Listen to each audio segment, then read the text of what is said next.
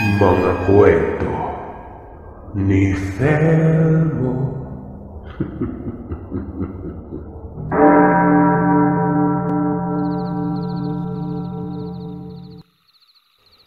Mga karanasan ito ni Lolo Mati. Nung binata pa siya, habulin siya ng babae, Sir Seth. Gwapo, at masasabi mo talagang siya yung definisyon ng tall, dark, and handsome. May nakita kaming litrato doon sa album niya na sobrang luma na talaga. Black and white pa. Natanong ko si Lolo kung sino tong kasama niya. At biglang nalungkot ang mukha ni Lolo Mati noon. Ayon sa kanya, nakaraan na umano yon. Huwag nang alamin pa.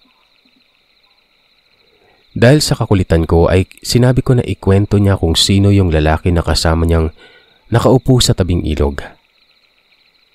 Uminom muna siya ng tuba o lambanog, tsaka ngumiti na sinagot na, si Leopoldo, si Pulding, ang matalik niyang kaibigan.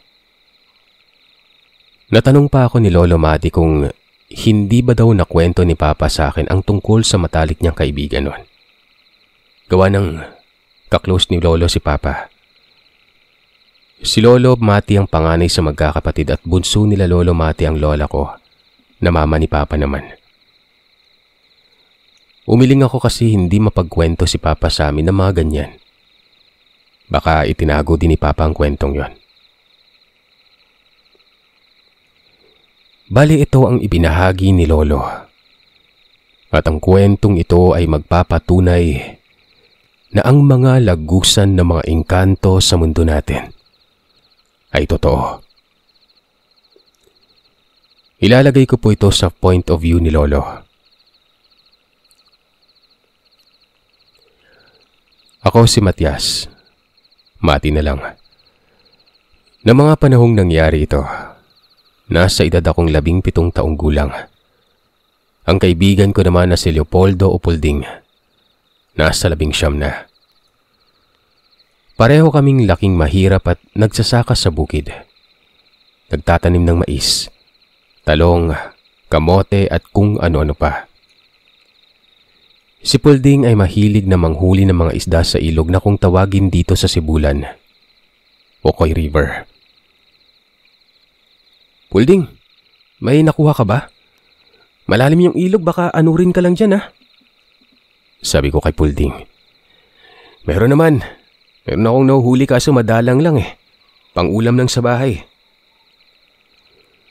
Umuwi na ako sa bahay at iniwan si Pulding sa ilog noon. Laging ganun ang halos araw-araw naming ginagawa.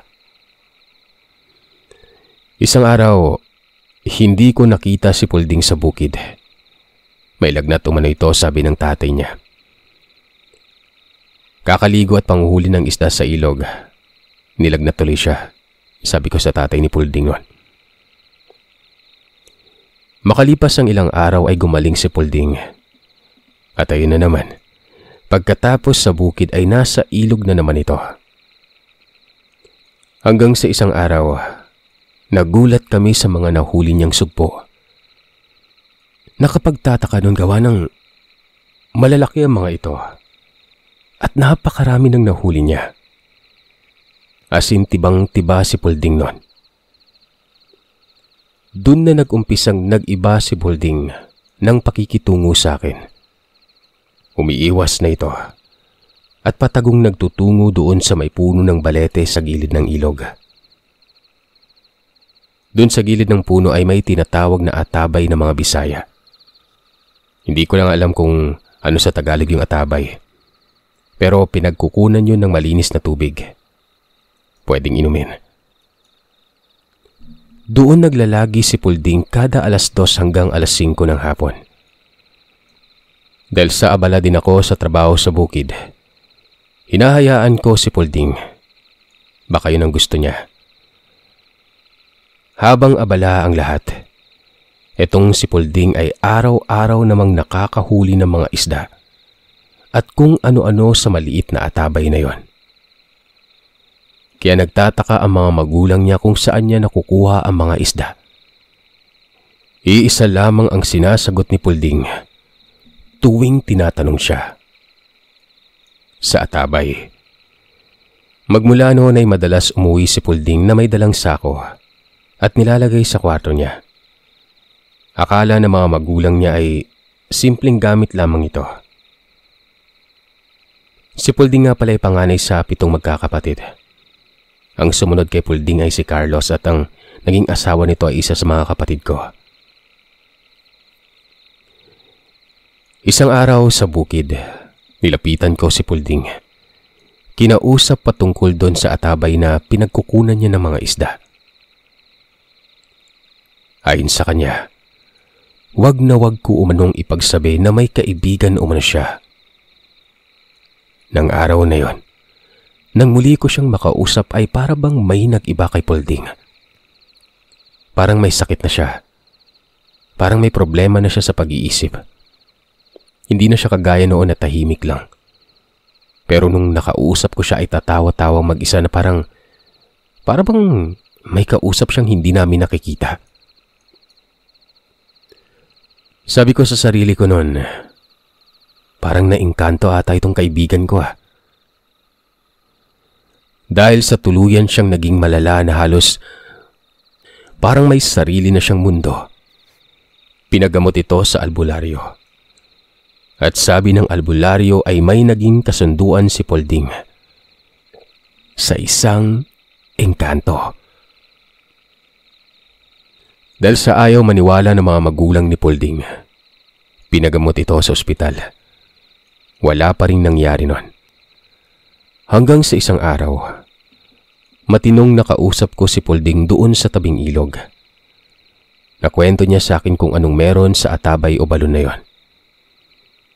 Habang nagpapahinga umano siya sa gilid ng puno ng balete, narinig niya ang isang tawa ng babae na parang naaaliw. Sinilip niya ito at doon ito sa Atabay naliligo. Dahil sa gulat ni Pulding, napasubsob siya sa batuhan na naging sanhi para makagawa siya ng ingay. Nilingon siya ng babae at ngumiti ito sa kanya. Pasensya na sa istorbo. Pasensya na talaga. Sumagot naman ang babae na, Veronica. Veronica ang ipangalan mo sa akin. Naayon kay Pulding, talo pa ang artista sa ganda. At ang makinis na balat ay kala mo parang labanos. Nagtaka man si Pulding.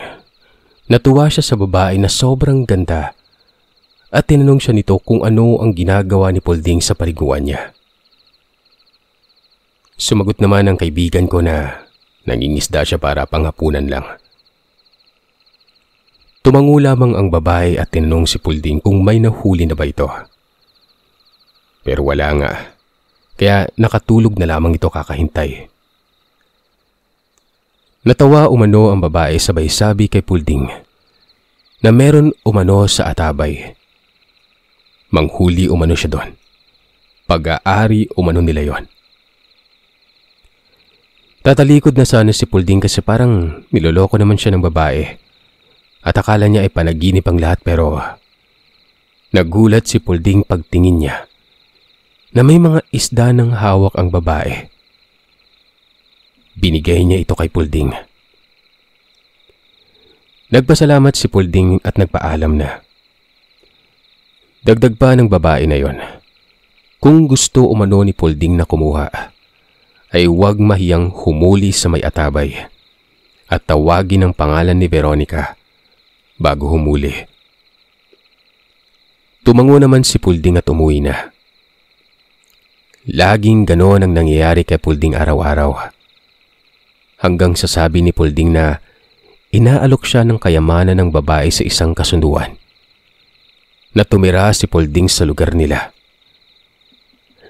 Inamin ni Pulding na minsan na siyang nakapunta sa lugar nila Veronica. At doon mismo sa Atabay na yon sila dumaan. Lagusan umano yon, yung pinagkukunan niya ng isda. Sobrang ganda umano ng lugar nila Veronica. May malalaking gusali, kotse ang mga gamit na ginto. Pati damit nila. may gunto din. Dagdag pa ni Pulding, sa lugar nila Veronica, ang babae ay masasabing nasa lahi ng mga reyna o prinsesa. May korona si Veronica at ang mga magulang niya, samantalang yung iba ay wala naman umano. Dahil sa nagustuhan si Pulding ng engkantada, ginawa nito lahat para mapasa kanya ito. Ayon kay Pulding, sinabi umano ni Veronica kahit kailan ay hindi maghihirap ang pamilya niyang maiiwan dahil iiwanan niya ito ng kayamanan. Natanong ko si Pulding kung nabigyan ba siya nito. Tumango ito at hindi na nagsalita pa. Siniko ko si Pulding at pabirong sinabi na kung pwede ko bang makita kung ano ang nakuha niya noon. Tumayo si Pulding at hinila niya ako papunta sa likurang bahagi ng bahay nila. Doon niya nilibing ang lahat ng binigay ni Veronica. Namangha ako sa nakita ko. Sako-sakong ginto, mga alahas, naroroon. Sinabi ni Pulding na pag wala na siya, ay kunin ko umano yung isang sako. Iiwan niya umano sa akin yon. Hindi ako nakakibo. Sinabi ko sa kanya na isaoli niya ang mga yon. Umiyak si Pulding. Sabi sa akin, ayaw na niya umanong maghirap ang pamilya niya, na siyang tangi at nag-iisang pangarap niya noon. Yumakap ito ng mahigpit. Tumango ako at sabi niya, bukas umano ng 3:00 ng hapon. Aalis na siya. 2:00 ng hapon kinabukasan, hinintay ko si Pulding sa ilog. Dumating ito. Nakaputing kamesa di chino na damit.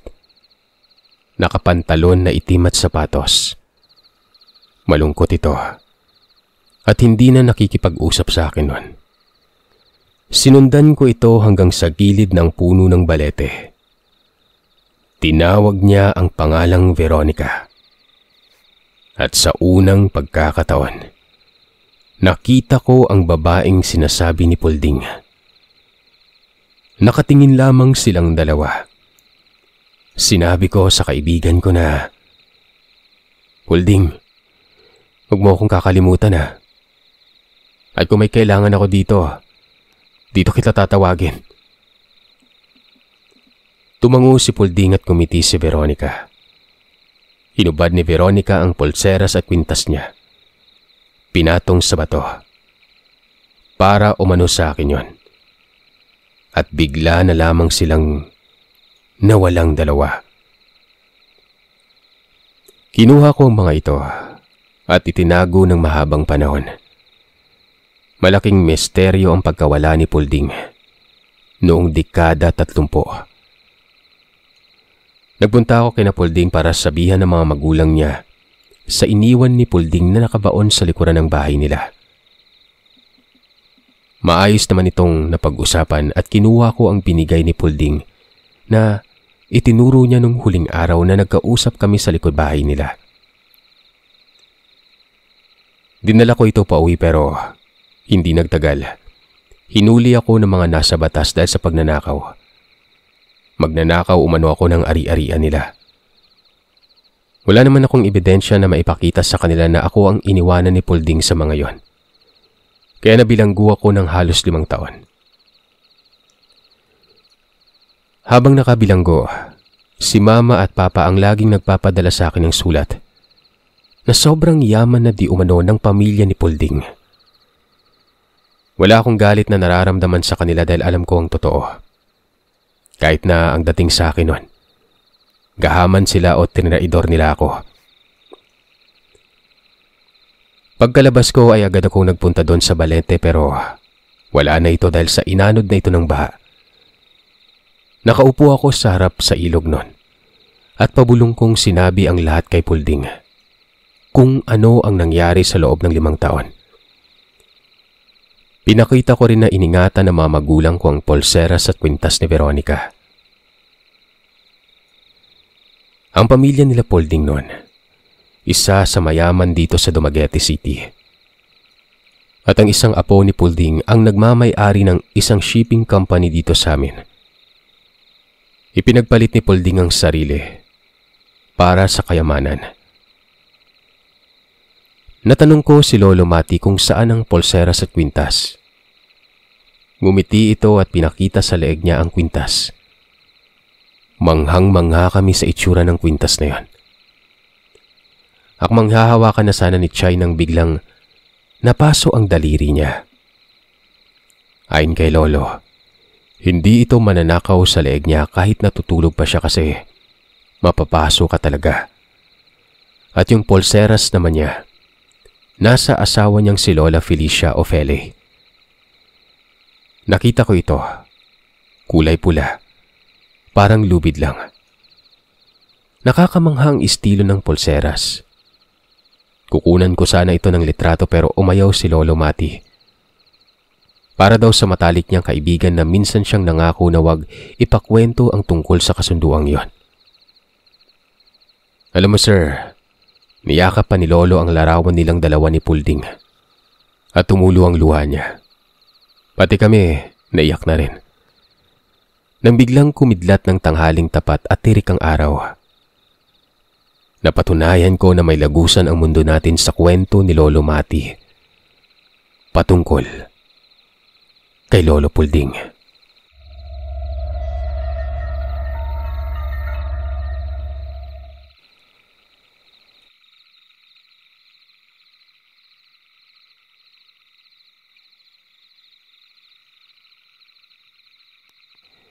Isa ito sa mga kakatuwang nangyari sa akin ngayong taon lang mismo. Buwan ng Hunyo. Kakauwi lamang noon ng aking kasintahan na itago na lamang natin sa pangalang-an. Galing ibang bansa, bilang isang OFW. 5 araw kami dito sa Caloocan at paglipas noon, umuwi na kami sa lugar nila sa Cagayan Valley. Ilocana si Ann, na nakilala ko lamang din sa Facebook noong taong 2015. Pagka-uwi namin, balak namin na 1 buwan ang bakasyon namin dun sa lugar nila. Actually, pangatlong punta ko na ron sa lugar na yun bilang respeto din sa mga magulang niya. Isang araw, nag-uusap kami ng pinsan niyang babae na itago na lamang natin sa pangalang Imang. Si Imang ay dating nakipagsapalaran dito sa Manila kaya marunong itong magtagalog. Itong si Imang ay nagkwento sa akin na meron daw nagpapakitang babaeng nakaputi doon mismo sa likod ng bahay nila Ann. Dati kasi ay parang kubo-kubo at gawa lang sa makakapal na kawayan ang bahay nila Ann. Nung hindi pa siya nakakapag-ibang bansa dahil laki din sa hirap tulad ko. Ilang beses na umano silang pinakitaan ng white lady na ito. Lumulutang umano ito nang makita ni Imang banda sa likod bahay nila Ann. Sa sobrang takot umano nito, ay napatakbo ito at nagsisisigaw sa nerbiyos. Ganon din ang nangyari kay Ann at sa tita niya. Noon ay may tindahan sila Ann sa mismong bahay nila na sari-sari store. Doon sila tumatambay kapag gabi habang nagkikwentuhan nun. Doon kasi natutulog si Ann sa bahay ng tita niya at hindi sa bahay nila. Isang gabi ay napag-usapan ng tita niya at ni Ann na umuwi na sa kanila. Ilang metro din ang lalakarin papunta doon sa bahay nila noon. Nang walang ano-ano ay biglang may dumaan sa harap nila na animoy mabilis na isang anino. Sa sobrang pagkagulat nila ay nagtanungan pa sila ng tita niya kung ano yung mabilis na dumaan na yon. Sa sobrang takot ng dalawa ay napatakbo na sila papauwi sa bahay nila noon ng tiya niya. Yung bunsong kapatid naman ng tiya niya na ito, na ang pangalan ay Tinay, pinakitaan din ng white lady na yon. Isang gabi habang naglalakad ito pauwi, ay bigla siyang napatigil nang merong nagip ang dalawang mata niya, na merong tila nakabigti sa puno ng niyog. Isa itong babaeng nakaputi, palugay-lugay na nakasabit sa puno ng niyog na yon. Nang makita niya kung sino ang nakabigti sa puno, napasigaw ito sa takot. Umiiyak na tumakbo papauwi sa bahay nila. Nadatnan naman ito ng mga magulang niya na takot at tinanong nila ito kung ano ang nangyari nun. Naikwento naman ito ni Tinay na humahangos nun habang umiiyak. Binalikan ito ng mga magulang niya pero wala na silang nakita doon sa puno ng niyog. Natakot ako sa kwento sa akin ni Imang dahil mismong sa likod bahay kami nag-usap ng umaga na yon. Naturo pa niya sakto sa akin ang tamang lokasyon kung saan nagpapakita ang white lady na ito habang nagsisibak ng panggatong. Sumapit ang gabi. Hindi ako nakatulog dahil napakatahimik ng lugar.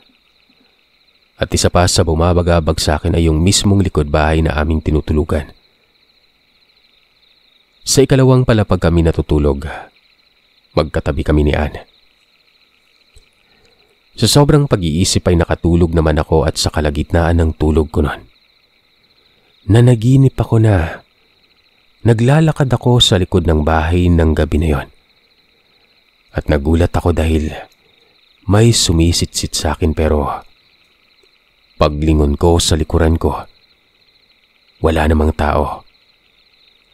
Nagpatuloy ako maglakad hanggang sa lumitaw ang babaeng nakaputi sa harapan ko. Natakot ako ng sobra at sa sobrang pagkataranta, nadapa ako at napahiga nun. Pagharap ko ay naroroon na ang white lady, Sir Seth. Namumutla ang mukha nito. Napakapangit ng itsura. Dilat na dilat ang mga mata na nagdudugo nun. Bigla niya akong dinikitan ng malapitan. Dun na ako napasigaw sa takot. Napapangon ako bigla ng madaling araw na yon. Hinihingal ako habang sapuko ang dibdib ko. Sabay baling ng tingin ko sa bandang paahan ko kung nasaan ang likuran ng bahay. Nagulat si Ann at tinanong ako kung bakit daw ako sumisigaw nun. Sinabi ko naman sa kanyang nangyari at ayon sa kanya ay baka nananaginip lamang umano ako. Umuo naman ako. Alam kong panaginip lang yon. Hindi ko na sinabi sa kanya na nagkwento sa akin si Imang tungkol sa white lady na alam din naman ni Ann na meron pero ayaw na lamang daw ako matakot nun. Kinabukasan, nagtanong yung tatay ni Ann kung ano daw ang nangyari nung madaling araw. Narinig niya kasi akong sumisigaw. Sinabi ko na lamang na nananaginip lamang ako at baka dala na rin ang sobrang stress at pagod sa maghapong pag-aayos ng gamit na dala namin. Hindi na naulit yung pangyayari na yon at inaasahan kong mangyayari ulit sa akin yung kinagabihan pero sa awa ng Panginoon, hanggang sa makabalik kami dito sa Caloocan ay hindi ko na napanaginipan pa ito. Ito naman ay nangyari sa amin ng bayaw ko, pangatlong kapatid ni Ann. Isang umaga ng taong 2018, unang uwi namin yun, Sir Seth. Nangasim kaming tatlo habang nag-uusap kaya napag-isipan namin kumuha ng mangga sa tawid kalsada na merong abandonadong bahay na halos nangingitim na sa luma nun. May patusok na alambre din ito at halatang nilagyan ng harang para hindi pasukin ng kahit sino. Hindi ko alam kung nasunog ba o sadyang nangitim dala ng init at ulan o baka sa tagal na din ng panahon. Sabi ni Ann sa akin, nung maliit pa sila ay doon daw sila nakatira sa abandonadong bahay na yon. At yun na nga, umakyat sa puno ang bayaw kong itago na lamang natin sa pangalang Pukol. Siyang umakyat dahil medyo payat ito. Sanay umakyat sa puno ng mangga. Habang kumukuha si Pukol ng mangga, ay hinuhulog niya malapit sa amin at kami ang kumukuha nun. Pero yung mga nahuhulog sa loob na ng lupa ng abandonadong bahay ay hindi na rin namin kinukuha. Habang kumukuha itong si Pukol ng mga mangga, ay kumakain na rin ito sa taas ng puno nun. Meron pang nalalaglag mismo sa lupain ng abandonadong bahay. Nung natapos ay umuwi na kami at masayang pinagsaluhan ang mga mangga na nakuha namin. Kinabukasan paggising namin ay namamaga sa pantalang kaliwang braso ko na parang lumobo at yung labi ko ay tinubuan ng bukol nun. Yung bayaw ko namang si Pukol, tinubuan ng malaking bukol sa singit. Nagtataka yung mga magulang nilaan kung bakit namaga ang braso at labi ko nun. At paika-ika namang naglalakad si Pukol. Nakwento namin na nanguha lang naman kami ng mangga sa abandonadong bahay na yon. At doon, napagalitan kami. Baka umano hindi kami nagtabi-tabi o nagpaalam na kukuha kami. Kaya umano ito may harang na tusok-tusok na alambre ay para maiwasan ng mga batang pasaway na pupunta-punta doon.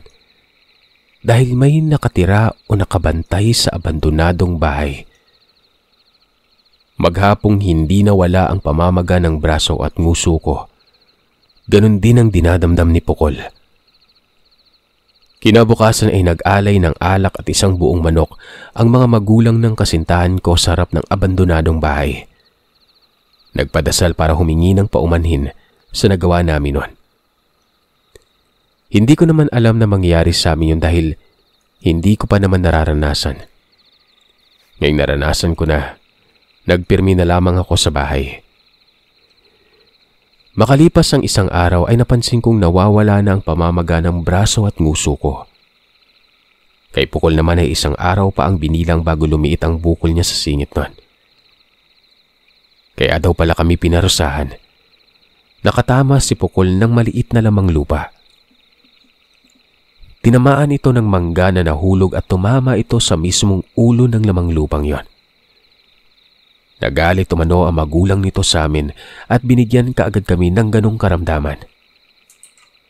Sabi mismo ng albularyo na pinuntahan ng magulang ni Anyon. Mabuti na lamang umano at ganon lang ang ginawa sa amin dahil pwedeng mas lumala ang sasapitin namin kung hindi namin kaagad naagapan. At kahit papano'y mabait ang lamang lupa at nadaan pa sa pag-aalay ng alak at manok. Mula noon, hindi na kami pumunta doon, Sir Seth. Pero itong taon lang ay binalikan namin yung abandonadong bahay na ito. Wala na ito doon. Nabagyo umano, nasira. Wala na rin yung harang na nakapalibot sa lugar na yon.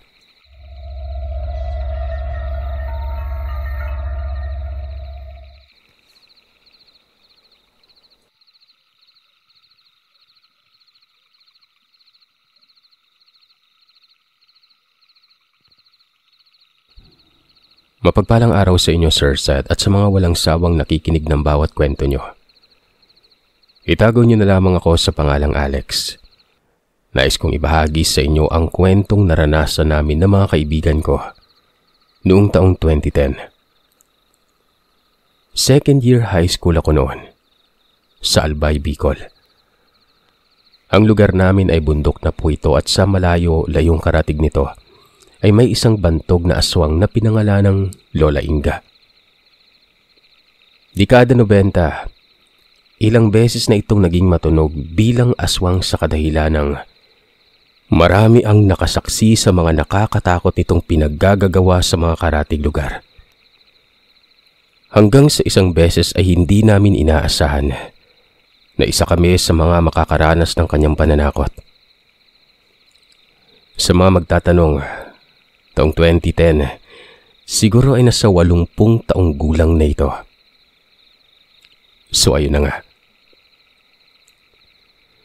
May festahan sa lugar namin na sakop na ng Sorsogon, na kung lalakarin ay nasa mahigit 3 oras din. 5 kaming magkakasama, puro kami lalaki.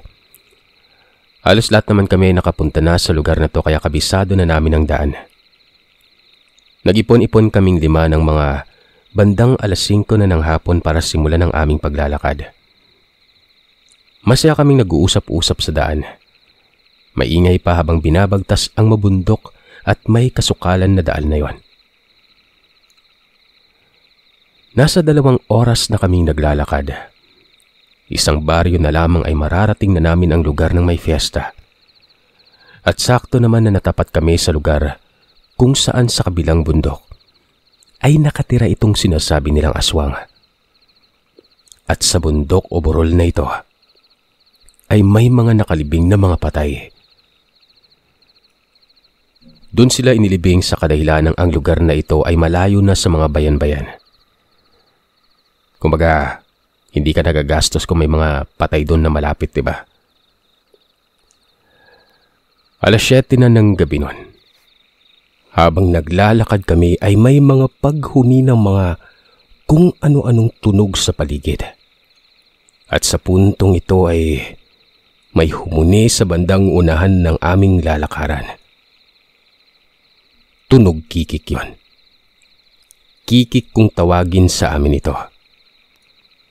Nagbiro pang isa sa amin na, "Sama ka sa amin, Kikik. Makifiesta tayo." Sabay tawanan nila. Nang walang ano-ano, mga ilang minuto ang lumipas. Nagulat at nagtaka ako gawa ng ako'y nasa hulihan nun. Huminto sila ng sabay-sabay at tumabi ng bahagya sa daan. Paano ba naman? Nakasalubong namin si Lola Inga. Gulat na gulat sila dahil naglalakad ito ng mag-isa. Wala itong kailaw-ilaw nun. Sino ba naman ang matandang nasa ganong edad na maglakad ng walang ilaw sa kalaliman at kadiliman ng gabi, diba?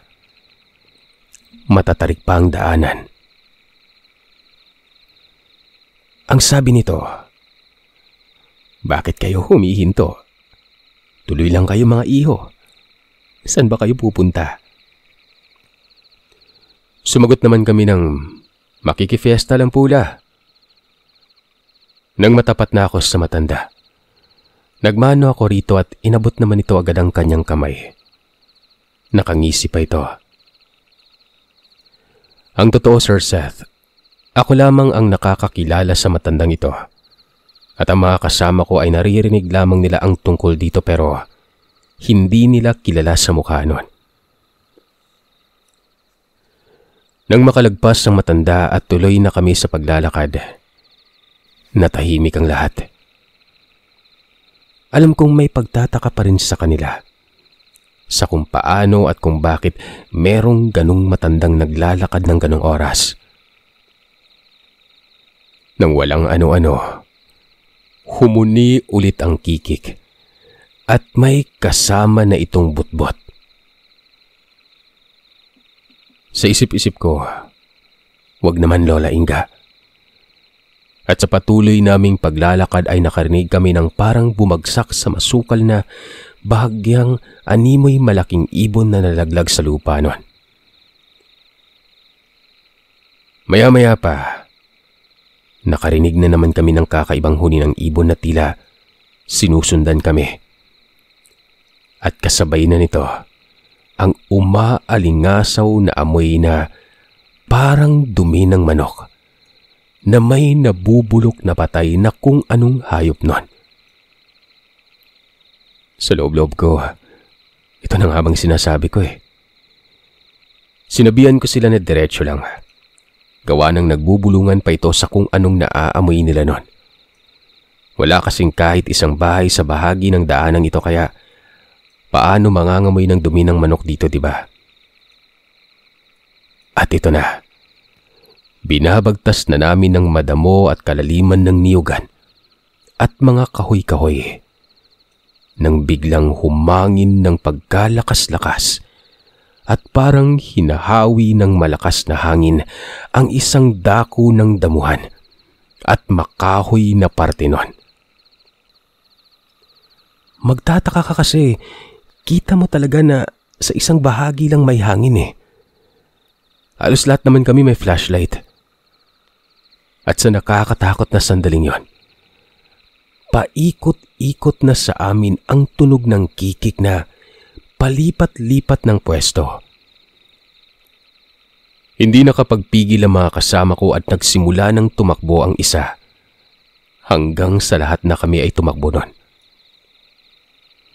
May gustong mauna meron namang ayaw magpauna.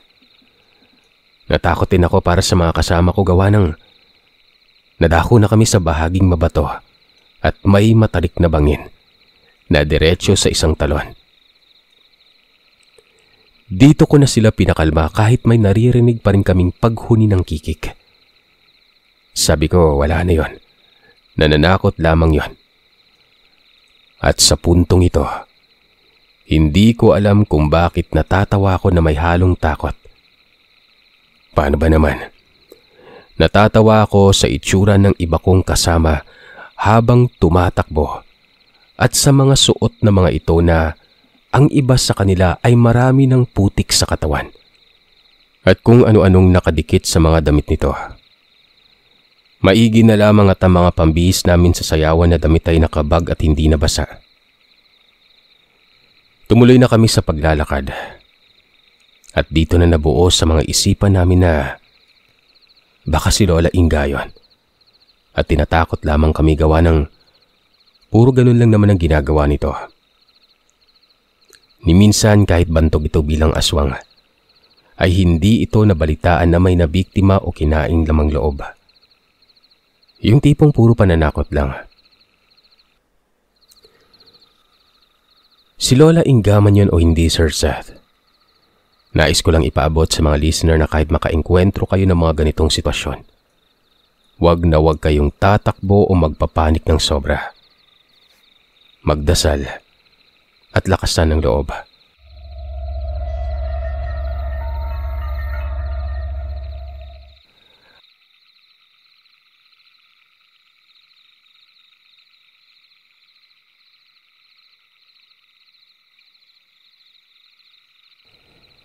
Itong kwentong ipinadala ko ay nabuo sa pinagsalin-salin ng mga kwento ng mga taga dito sa amin na maaaring konektado sa isa't isa. Maaaring hindi naman ito nakakatakot para sa iba pero sa aming mga nakaranas, isa ito sa talagang nagpatindig ng balahibo namin. Tawagin niyo na lamang ako sa pangalang Mark, 21 taong gulang, taga San Fernando, La Union. Dito sa lugar namin na hindi ko na lamang babanggitin ang eksaktong lugar o barangay. May mga naikwento mga kapitbahay namin, lalo na noong kabataan ko tungkol sa mga karanasan nilang hindi nila malilimutan. Umpisa natin sa kwento ng aking ninong na itago na lamang natin sa pangalang Ninong Kenny. Naikwento niya sa akin nung bata-bata pa ako. Ang dingding ng bahay nila Ninong ay yari sa sawali. Kaya may mga maliliit itong butas. Kaya't masisilip mo ang labas ng bahay. Isang madaling araw ay medyo maalinsangan umano nun. Pero bigla siyang nakaramdam ng para bang may malamig na hangin. Yung lamig ay hindi normal na lamig at nakaramdam siya ng parang merong nakamasid sa kanya. Dahilan kaya't nagpalinga-linga siya sa bawat sulok ng bahay nila. Hanggang dahil hindi siya komportable at hindi mapakali nang naisipan niyang sumilip sa isa sa mga butas ng sawali nun. Bagay na pinagsisihan niya ng husto. Halos nanigas ang buong katawan at nagtaasan ang lahat ng balahibo niya sa katawan sa nakita niya. Tumambad sa kanya ang isang babaeng nakalutang sa ere na tila sumisilip sa kanya sa mismong butas na sinisilipan niya nun. Madagdag ko lamang na kaya niya nabanggit na nakalutang yon dahil kahit isang palapag lamang ang bahay nila, may kataasan ito. At ang mas nagpatindig pa sa mga balahibo niya ay ang itsura ng babaeng nakaputi dahil wala itong mukha. Blanko ang noo hanggang baba nito. Putlang-putla din ang kutis. Walang nagawa ang ninong kundi pumikit at mariin na nagdasal na lamang hanggang sa pagmulat niya ng mga mata niya na wala na ang babaeng yon. Habang kinikwento niya ito noon, naalala niya ang kwento ng kanyang dating asawa na nakatira din noon sa bahay nila. Sabi niya, isang madaling araw din daw noon ng mga bandang 4:00. Lumabas umano ng bahay ang kanyang asawa para magkape lamang sa tapat ng kanilang bahay noon. Dito sa lugar namin, merong bukid na hindi naman ganun kalaki. At sa bandang likuran po ng mga bahay ay meron ding ilog. Doon tumambay yung dating asawa ni Ninong, malapit sa bukid na yon. Habang nagkakapito at nagmumuni-muni ay meron siyang napansin sa hindi gaanong kalayuan. Nung una, hindi niya ito gaanong maaninag dahil hindi pa sumisikat ang araw pero kita umano niyang kulay puti itong tela na parang hinahangin. Ang akala niya ay kumot o kortinang naiwan ng kapitbahay namin sa kanilang sampayan. Nagtataka siya dahil wala namang hangin nun. Pero tila ba hinahanginan ito ng malakas? Ilang saglit pa, yung inakala niyang kumot o kortina ay dahan-dahang hinangin papunta sa gitnang bahagi ng bukid. Pinagmasdan niya ito at nanayo na lamang ang mga balahibo niya na yung inakala niyang kortina lang ay mahabang bestida pala na kulay puti. At ang maisuot nito ay isang babaeng mahaba ang buhok at ang nakakatakot pa, nakalutang lamang ito sa ere. Dahilan kaya napatakbo na lamang sa loob ng bahay nila ang dating asawa ng ninong ko. Fast forward taong 2016. Binata na ako noon nung unang beses akong makaranas ng katatakutan. Buhay pa noon ng lola ko na siyang nag-aalaga sa bunso kong kapatid na ilang buwan pa lamang. Maagang umalis ang ina namin dahil kailangan niyang magtrabaho. Oras noon ng mga 5:00 ng umaga. Medyo nagliliwanag na ng konti pero hindi pa nagpapakita ang araw. Sabado noon kaya walang pasok. Nagpaalam ako sa lola ko na magja-jogging lamang ako at tumango naman ito. Hindi pa ako nakakalayo sa bahay ay may naaninag ako sa hindi kalayuan. Malapit ito sa bukid sa tabi ng isang puno ng mangga. Hindi ako maaaring magkamali nun. Babaeng nakaputi. Hindi ko makita ang itsura dahil natatakpan ng mahahabang buhok ang kanyang mukha. Noong una, inakala kong isa lamang yon sa mga kapitbahay namin pero napansin kong hindi ko nakikita ang mga paa niyang nakalapat sa lupa. Ni hindi ko kita ang kanyang mismong paa dahil sa haba ng kanyang bestida. Nakalutang lamang ito nang hindi naman kataasan. At sa takot ko, tumakbo ako pabalik ng bahay na tila hingal na hingal dahil sa takot man. Nagtaka naman ang lola ko dahil sa bilis kong tumakbo. Kinuwento ko sa kanya ang nakita ko at tinawanan lamang niya ako nun. Binirong baka umano tinatamad lamang ako. Pero sumunod na araw, Sir Seth, nilagnat ako na tumagal ng ilang araw. Tumatak talaga sa isipan ko yon. May mga iba pang nakakita sa babaeng nakaputi pero natigil din ang kanyang mga pagpapakita sa hindi namin malamang dahilan. Hindi din namin alam kung sino siya at kung bakit siya nagpapakita nun.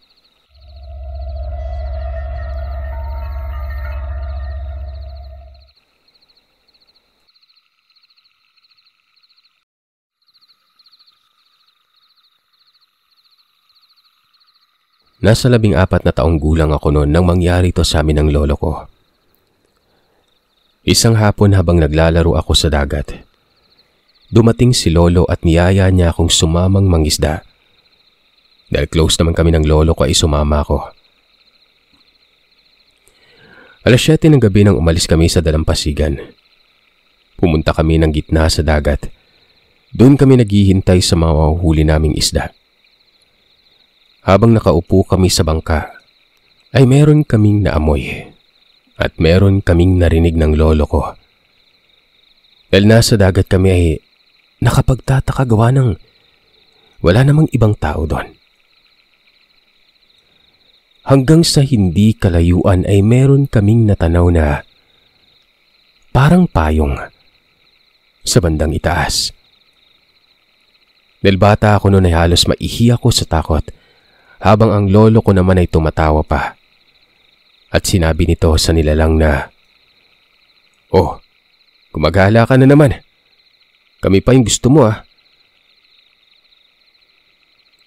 Nag-isip si lolo na bumalik na lamang kami sa dalampasigan noon. Doon ay isa namang kalabaw ang aming nakita. Isang nakapagtatakang sobrang laking kalabaw. Mabagsik ang mata at tila gusto kaming sugurin ng aking lolo noon. Ang ginawa ni lolo ay itinago niya ako sa bandang likuran niya. Inilabas niya ang itak at buntot pagi. Minumura niya ito habang winawasiwas niya ang itak at buntot pagi na yon. Maliwanag ang buwan noong gabi na yon. Nang sumaklob ang ulap sa buwan, ay biglang naglaho ang kalabaw at isang lalaking matangkad ang bigla na lamang nagpakitang nakaupo nun. Nagwika ito ng, "Malaki na pala yung apo mo," na ang boses ay tila nanggagaling sa ilalim ng lupa. Sumagot naman ang lolo ko na, "Oo, malaki na. May kailangan ka ba?" Habang sinasagot siya ni lolo ay nag-aayos ito ng bangka namin. Noong mga oras na yun ay naihina ako sa salawal ko. Yung taong umupo na yun, Sir Seth, lagpas ang tuhod niya sa ulo niya. Ganon siya umupo nun. At nang bigla na namang lumiwanag ang buwan, kitang-kita ko ang mukha nito na halos mamatay ako sa kakasigaw. Pulang-pula ang mga mata niya.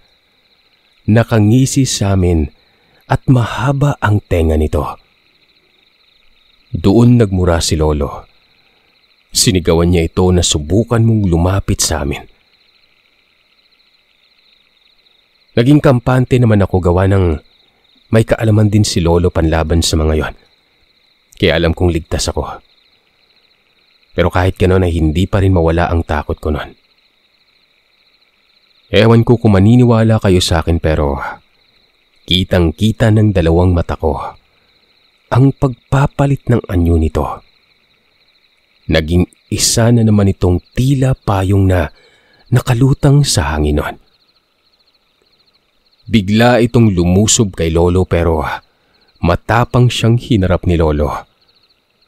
Parang nagpangbuno sila ni lolo noon. Pero sa swerte ay nataga siya ni lolo. Halos mabingi ako sa ungol na naririnig ko noon nung tinamaan ito ni lolo ng kanyang itak. Hanggang sa walang ano-ano, isang ilaw ang biglang tumambad sa amin noon. Duguan si lolo. Iyak ako ng iyak sa takot. May tumulong sa amin para makauwi sa bahay. At nang nakarating kami ay tinanong ako ng nanay ko kung ano ang nangyari noon. Sinabi ko naman kung ano. Tinanong ako ng nanay ko kung sino o anong itsura nung nakalaban ni lolo. At ayon naman kay lolo, Noel umano ang pangalan nun. Kinabukasan ay pumunta kami sa bahay ng Noel na ito. Sa hindi inaasahan, nasa bahay nila ito. May sakit umano ayon sa asawa niya. Pero hindi nagpapigil na pumasok si lolo. At ganun na lang ang gulat namin nang makita namin itong nakahiga. Tadtad ng taga. At halos naghihingalo na. Kaya nagpasya ang mga taong kasama namin. Sinunog ang bahay nila. Habang walang magawa ang asawa nitong nakatitig lamang sa bahay na nag-aapoy nun. Nagtaka kami kung bakit parang walang pakialam ang asawa niya sa nangyayari nun. hanggang sa mawala ng nilalang. Hindi talaga namin makakalimutan ang pangyayaring yon na nangyari noong taong 1962 sa lugar ng Southern Leyte.